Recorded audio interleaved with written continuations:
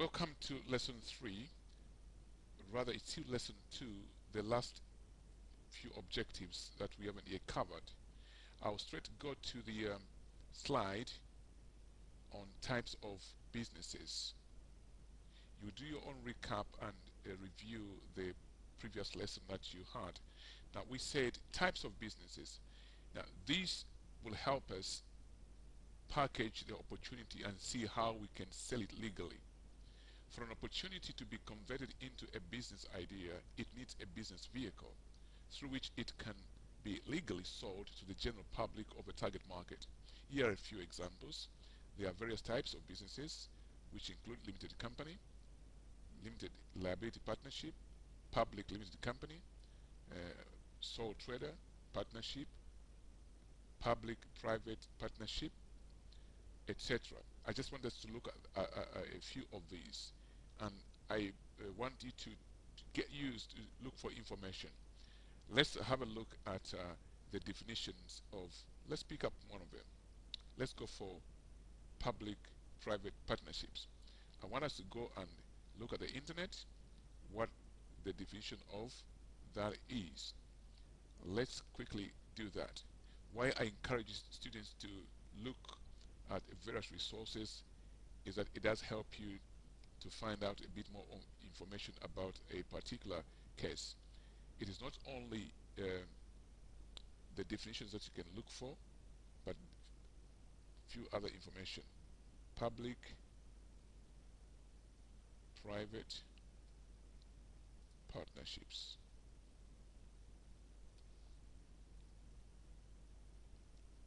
Let's have a look. Very good. When looking for definitions, you can look at the Wikipedia. I think it's a good environment to be there. Let's have a look and see what they said there. Okay. It says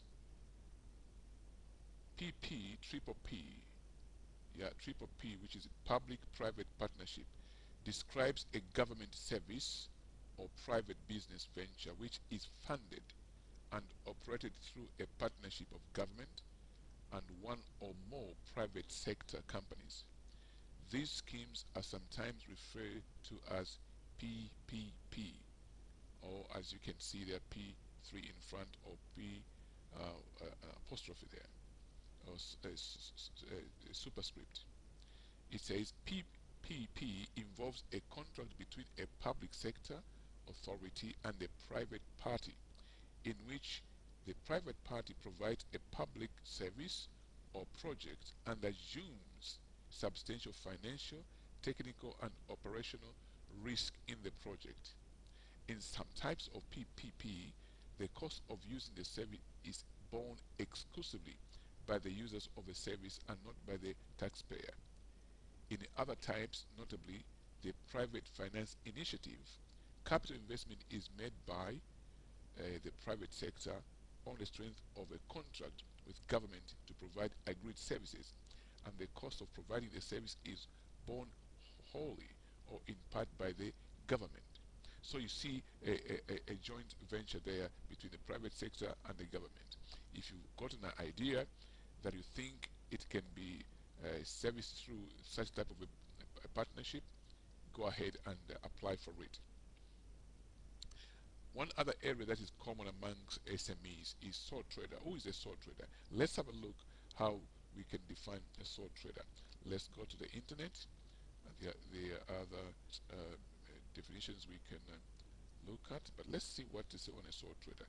If you know what a sole trader is, can you write down the answer on a piece of paper, and let's have a look and compare your notes and our notes from the resources we are using. Sole trader. Who is a sole trader, and how does a sole trader differ from a limited company?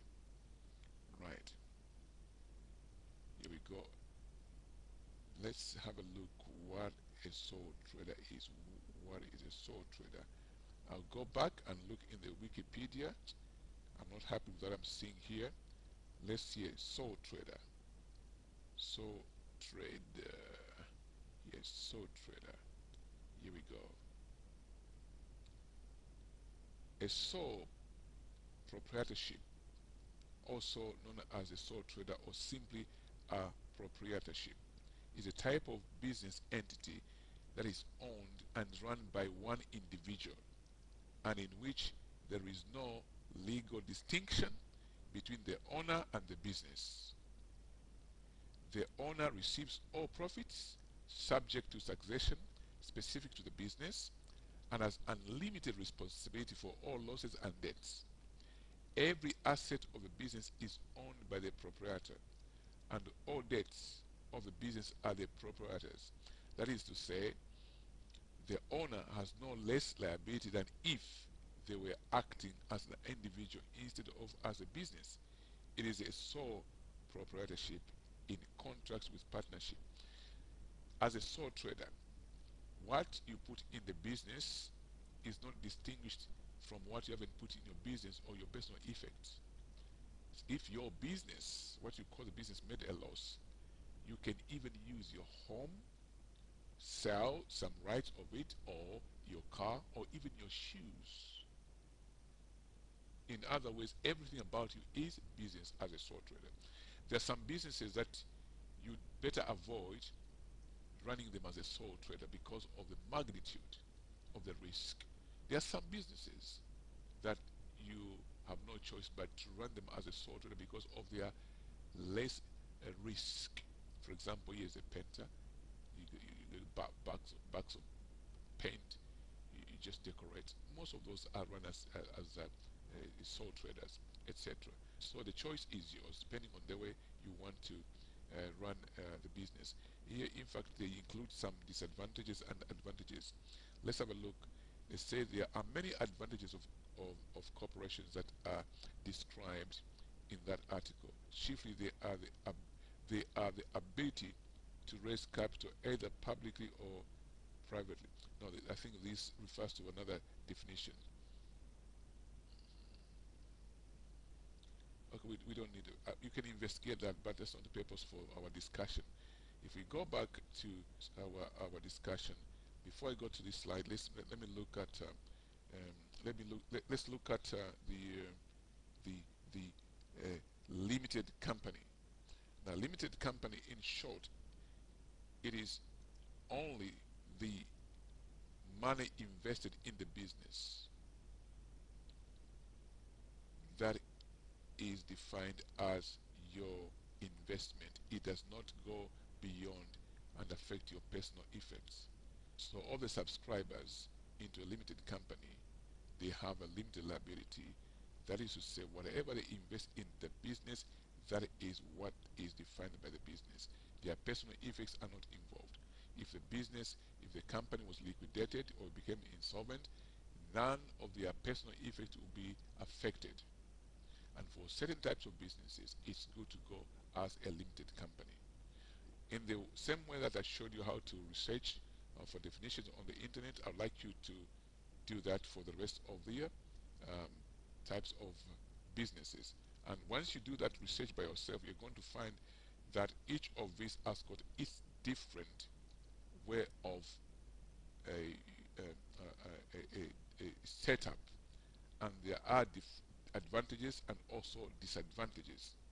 So I want you now to go to the next, which is task 5, and I think it's the last task in this series.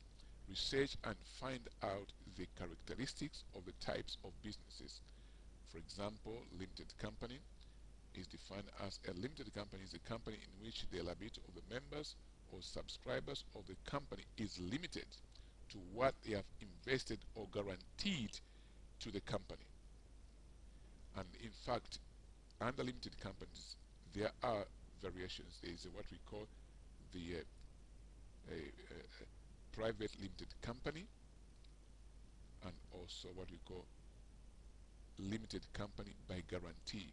The private limited company is by shares, and normally, as the word private means, they cannot raise capital from the public, but they can raise capital amongst their friends. If you set up a limited company check out the regulations in your country where you domicile, the rules for setting up this. Normally you want one director and a company secretary. That is a barest minimum. And then there'll be other subscribers. And then the capital is defined. And this capital is sold to the members within the limited company who have subscribed. And there is also the limited company by guarantee, where there's no shares, the subscribers have no share. It's more on a charitable side of things. Whatever you raise as money through sales of whatever you do as a company remains in the business, and the only money you can take out is salaries and wages for those who are members of the company or who have been employed. But subscribers, they do not hold a single share in a company limited by guarantee. And I want you to research more on that. And there is now PLCs. PLCs, these are public limited companies which are by shares, and because of the nature of their characteristics, they can raise capital from the public. And in most cases, in many countries, it's through the stock markets. For example, the London Stock Exchange, for those PLCs which are listed, you can buy stocks shares from there. Lusaka Stock Exchange, etc. You can buy shares through there for those companies which are listed. Now, what I want to look at this point in time is registration. Once you have decided which type of business it's going to be, if it's going to be a limited company, private limited company, if it's going to be a partnership or a sole trader, you've got to find a way of registering it. And the process of doing any registration depends on the nature of the business, or the type of business. Now, it's worth mentioning, among many other reasons, why it's important to register your business in one form or another. Could you think of reasons why you should register a business? Write down about 3 things or 4 things. But let me just give you a little bit. It gives you a professional feel and gives confidence to customers in that the local authorities know you exist and that you can be traced. It's also a legal obligation at some stage to make yourself known that you are trading. There are more reasons, however. You may ask, at what stage should you register? Well, some people say from the word go. Some people say give the trial phase. Try to trade. If it works, then register. Well, the answer I would say remains with you based on what the law of the land where you are domiciled says. Let's look, for example, at the United Kingdom. In the United Kingdom, for limited companies and several other forms that we've mentioned, if we just go back to the first slide I used here, limited companies, limited liability partnerships, public limited companies, and more, these have to be registered through the company's house. That's the place we go to register. And I'll just take a little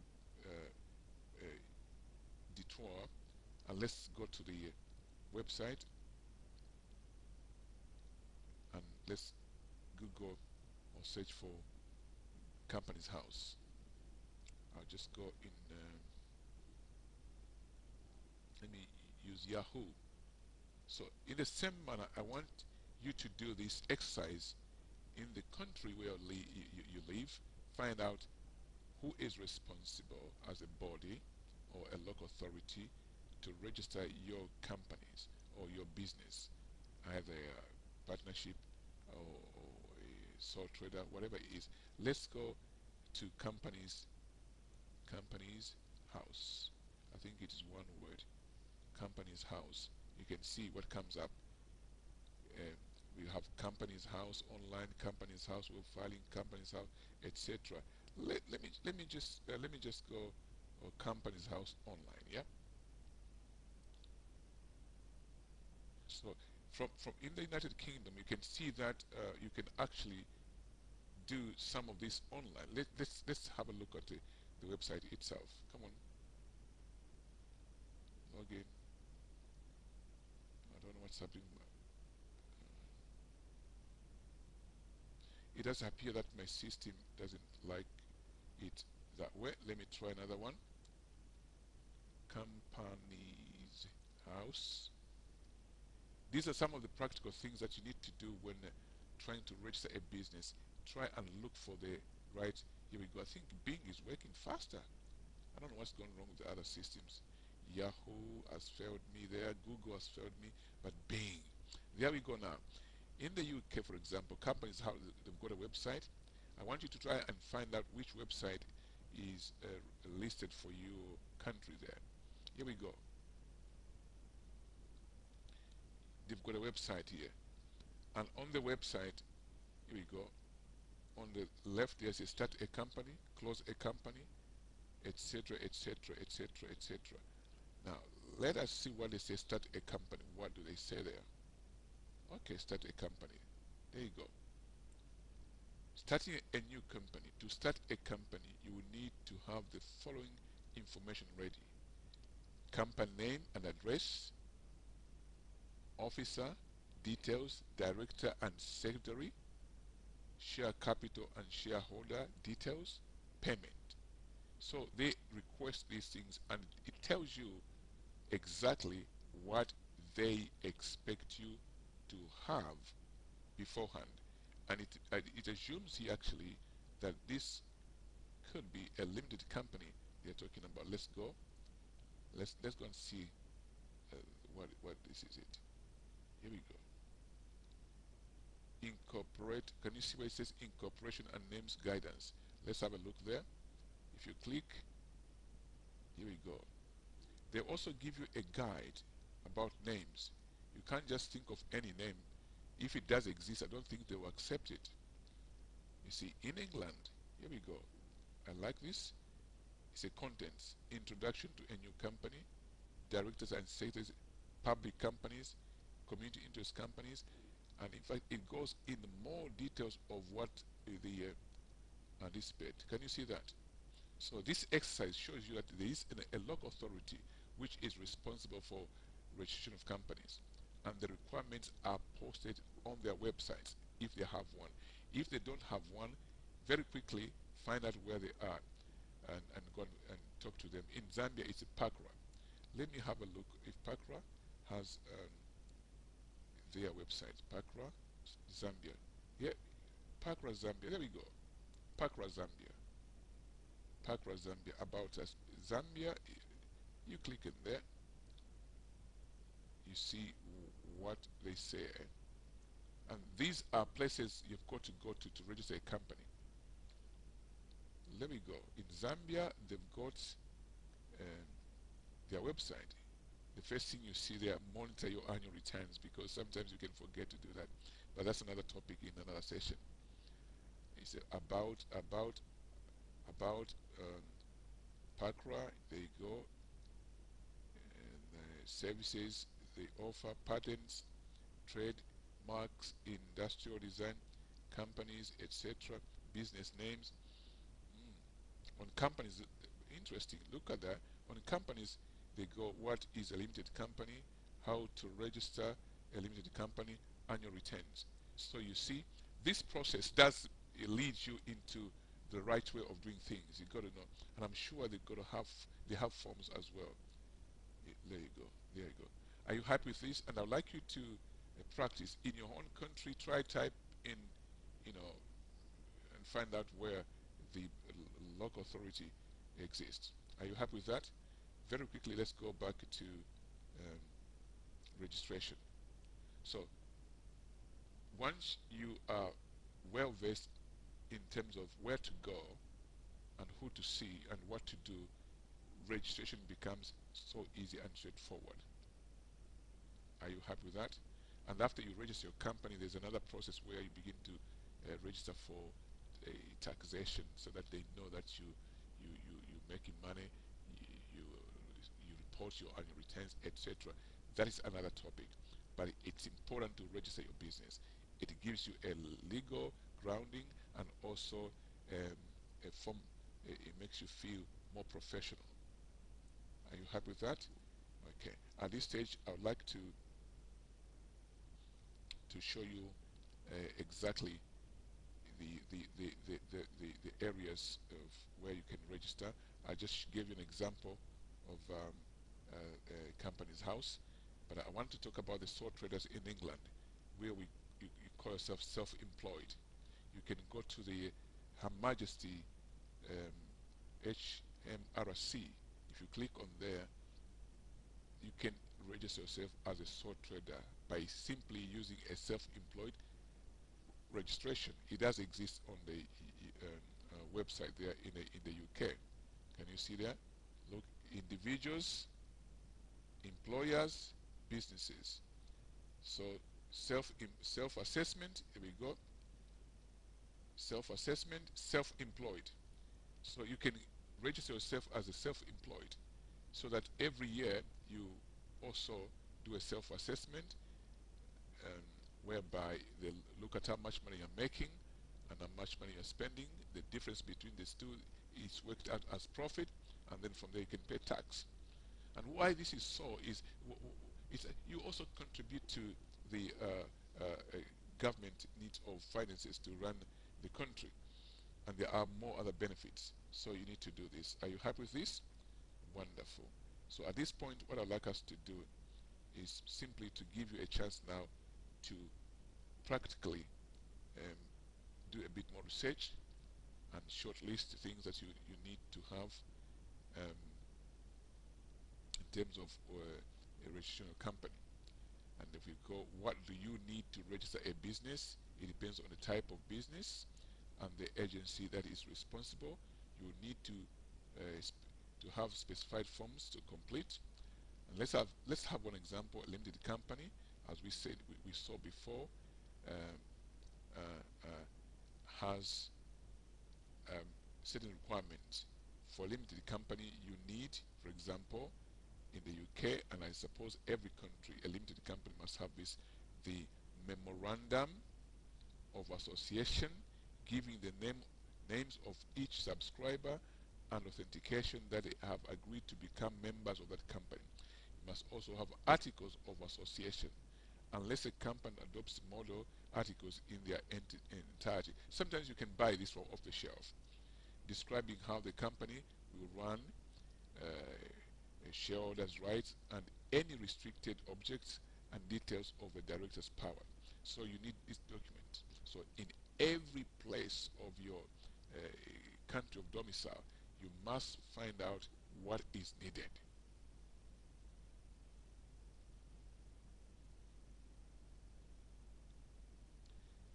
Task 6, this should be 6. Research and find out what is needed to register yourself as a self-employed or sole trader with a local authority. I want to look at the sole trader, because some of the people on the course are largely focusing to start a very small business. Maybe go as a sole trader. Find out what you need to register as self-employed. I just showed an example on HMRC website in the UK. Obtain appropriate forms and scan them to your e-portfolio on the Moodle as evidence. I want you to scan this so that I can see that you've uploaded something. How do you find a form? Let me give an example. Let's go back to the HMRC.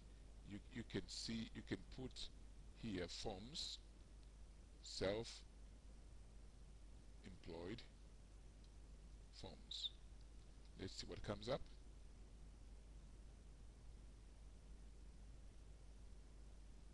Here we go. Register as self-employed and for self-assessment. Find a form. Here we go. Tax returns for self-employed. Can you see that? Let's click on one of them.